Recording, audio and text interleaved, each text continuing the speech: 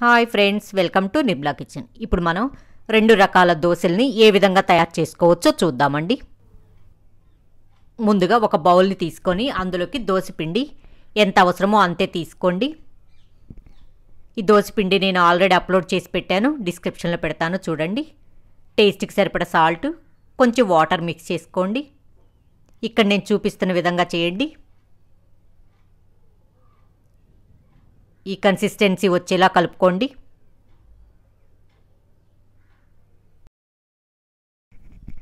ఇప్పుడు స్టవ్ వెలిగించి దోశ ప్యాన్ పెట్టుకోండి. ప్యాన్ వేడైంది కదా, ఇప్పుడు దోశలు వేసుకుందాం. ఇప్పుడు కొంచెం సాల్ట్ని తీసుకొని దోశ పైన స్ప్రింకిల్ చేయండి. ఇప్పుడు కరేపాకు కారపొడి కూడా 1 స్పూన్ తీసుకొని ఈ విధంగా స్ప్రింకిల్ చేయండి. ఈ కరేపాకు కారపొడి నేను ఆల్రెడీ అప్లోడ్ చేసి పెట్టానండి, మీకు డిస్క్రిప్షన్లో పెడతాను చూడండి. 1 స్పూన్ ఆయిల్ వేసుకోండి. ఇప్పుడు ఒక ఎగ్గును తీసుకొని పగలగొట్టి ఆ దోశ మీద వేయండి.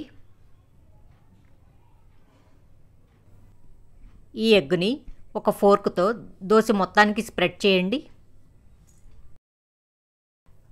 ఈ ఎగ్ దోశ చాలా టేస్ట్గా ఉంటుందండి, పిల్లలు చాలా ఇష్టంగా తింటారు. మీరు ఒకసారి ట్రై చేయండి. మిరియాల పొడి 1/2 స్పూన్ ఈ దోశ పైన ఇలా చల్లుకోండి. ఇప్పుడు 1 స్పూన్ నూనెని పైన ఇలా వేసుకోండి.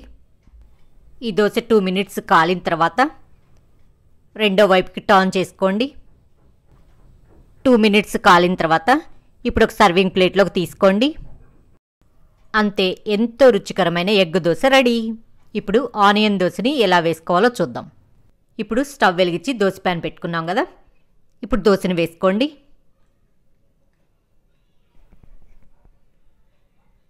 ఇప్పుడు 1 స్పూన్ నూనె వేసుకోండి. ఇప్పుడు కొంచెం సాల్ట్ని స్ప్రింకిల్ చేసుకోండి. ఇప్పుడు ఈ దోశ మొత్తం మీద కరేపాకు కారపొడి చల్లుకోండి. పచ్చిమిరపకాయలు సన్నగా కట్ చేసి ఈ విధంగా మధ్యలో వేసుకోండి. అల్లం ముక్కలు సన్నగా కట్ చేసి వేసుకోండి. ఉల్లిపాయలు సన్నగా కట్ చేసి వేసుకోండి. ఉల్లిపాయలు మీకు ఎంత ఎక్కువ కావాలంటే అంత ఎక్కువ వేసుకోండి. ఇప్పుడు ఒకవైపు ఫోల్డ్ చేయండి ఆనియన్ మీదకి. ఈ వేడికి ఆనియన్స్ బాగా మగ్గుతాయండి, టేస్టీగా ఉంటాయి. మీరు ఒకసారి ట్రై చేయండి ఇదే విధంగా. ఇలా 2 వైపులా ఫోల్డ్ చేసాం కదా, ఇప్పుడు ఒక సర్వింగ్ ప్లేట్లోకి తీసుకోండి. అంతే, ఎంతో రుచికరమైన ఆనియన్ దోశ రెడీ. దీన్ని పల్లీ చట్నీతో నంచుకుంటే చాలా టేస్టీగా ఉంటుందండి. మీకు ఈ వీడియో కనుక నచ్చినట్లయితే లైక్ చేయండి, షేర్ చేయండి, సబ్స్క్రైబ్ చేయండి.